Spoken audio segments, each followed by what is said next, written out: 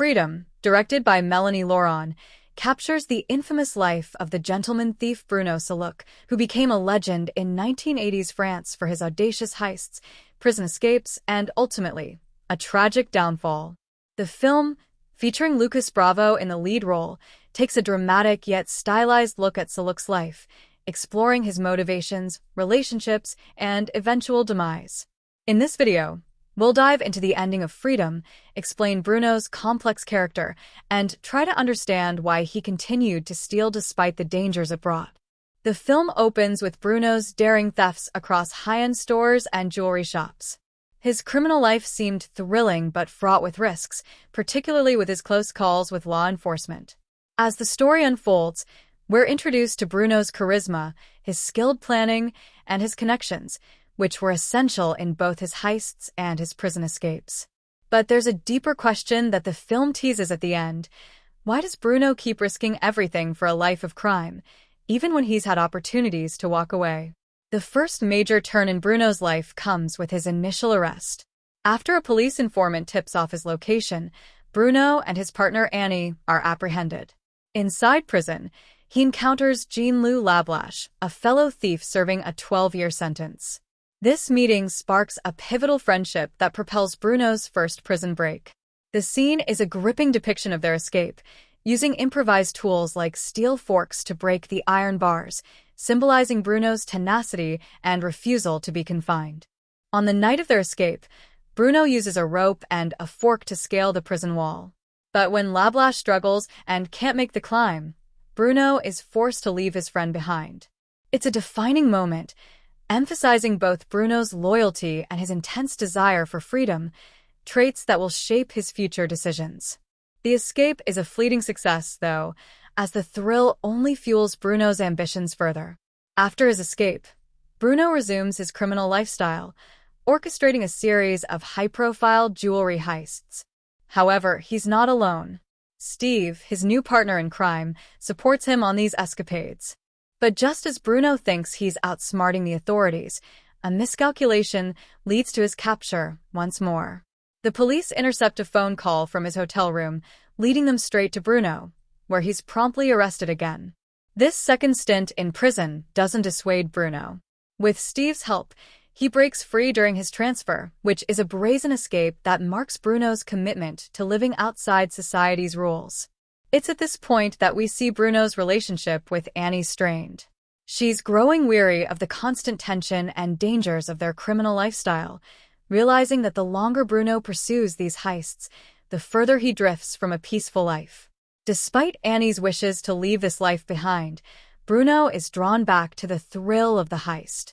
It's as if the freedom he seeks isn't merely a physical escape from prison walls, but an escape from the mundane life that he fears might await him. After yet another robbery, Bruno finally agrees to Annie's plan to escape to Rio, where they can start anew, away from law enforcement and his notoriety. Steve manages to secure a fake passport for Bruno, but it's far from perfect, reflecting the desperation of their situation and the risks that Bruno's notoriety brings. The plan, however, falls through when Bruno's poor-quality passport raises suspicions at the Italian border, leading to yet another arrest and his return to prison. It's here that Bruno faces his final turning point. Despite being back in confinement, Bruno concocts one last escape plan, relying on cooperation with the prison guards. However, his confidence proves misplaced when these guards ultimately betray him. In a heartbreaking twist, Bruno is left with no means of escape, cornered in a desperate situation. In the final scenes, Bruno, unwilling to face a life devoid of the freedom he has fought so hard to maintain, makes a fatal choice. Attempting to flee once more, he jumps from a prison window, a tragic last act of defiance that ends his life. The film's ending leaves us with a poignant and haunting image of Bruno's determination and inability to accept any confinement, even if it costs him his life. So, why did Bruno continue stealing, even after multiple arrests and close calls with death? At its core, Freedom suggests that Bruno's drive wasn't solely about money or escaping poverty, but about something deeper, his addiction to the thrill of outsmarting authorities, to the autonomy that stealing provided, and to living life on his own terms. For Bruno, Each heist wasn't just a way to earn money, it was an assertion of his identity. The police officer's comment near the film's end sums it up well, hinting that Bruno could never truly retire, as a quiet life would leave him restless and unfulfilled. The film portrays Bruno's story not just as a tale of crime, but as a portrait of a man who, for better or worse, couldn't settle into the boundaries of society. His constant escapes from prison weren't merely practical moves.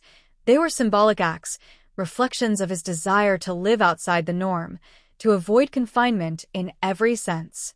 But this need for freedom, for the constant rush of criminal endeavors, comes at a high price.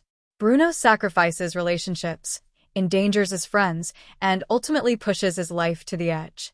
Steve, the loyal partner who repeatedly risks his own life to free Bruno, ultimately pays the price as well. In a dramatic moment, he's killed by the police while attempting to break Bruno out, underscoring the cost of Bruno's insatiable need for independence. In a sense, Bruno's story is that of a tragic hero, a character who's deeply flawed yet somehow captivating. His relentless pursuit of freedom draws us in, but it's also what leads to his downfall. Through Bruno's eyes, we experience the exhilaration of life without limits, but we're also reminded of the costs, of the relationships damaged and lives cut short. The ending of Freedom encapsulates Bruno's tragic arc. His choices, fueled by a thrill-seeking nature and a rebellious spirit, bring him temporary gains but leave him ultimately alone, betrayed, and unable to escape. And so, as the film closes on Bruno's last moments, we're left to consider the nature of freedom itself.